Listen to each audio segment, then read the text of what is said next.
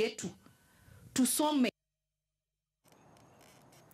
Huku Wakenya wakisherehekea sikukuu ya Krismasi, zaidi ya familia 100 ambazo ni za wakimbizi wa ndani kwa ndani walioathiriwa na ghasia za baada ya uchaguzi wa mwaka 2007 wanaishi tu kwa amri ya Mungu katika kaunti ya Turkana. Elvis Kosgei alikutana nao katika eneo la Kainuk na kutathmini hali yao namna gani.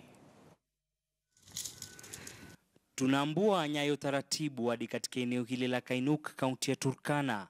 Nyumba hii iliyozungukwa na ua na matawi yaliyojotea ovyo linatukaribisha nyumbani kwa Josephine Moru, mama ya watoto 6 aliyeathiriwa na ghasia baada ya uchaguzi mwaka 2007. Kuta za nyumba hizi zenye matofali ya kuokwa na virukia madirishani vilivyopasuka pasuka itakujuza masaibu anayopitia.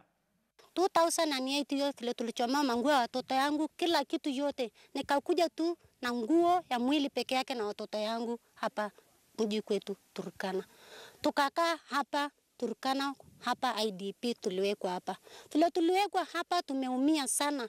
Tukisema serikali utukumbuke sisi tukiwa hadhiriwa hapa. Tumeumia kiu, imetumaliza hapa, njaa imetumaliza, hakuna hata hapa makepiero ambao wenye wanatuchunga. Sisi hapa tunakaa tu kwa neema ya Mungu. Mazingira mabaya ambayo hayafai kwa mwanadamu.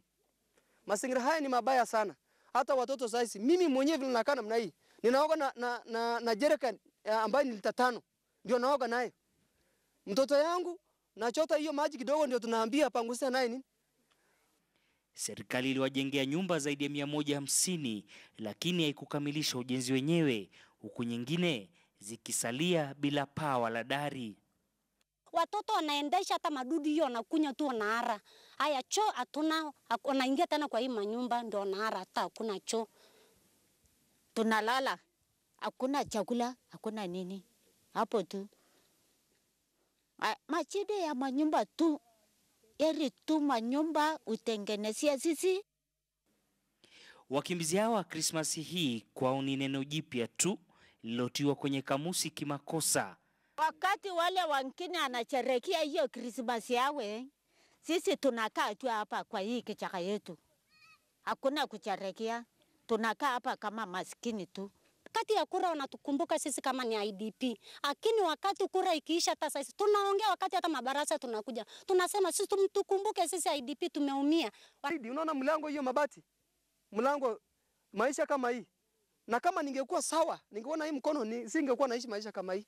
Sasa hapa mimi ni ndege tu ya Mungu. Na nataka pesa, tulipo pesa ile ambayo Wakenya wengine walipata, ambao walikombesiwa Kenya nzima. Elvis Kosgei, KTN News.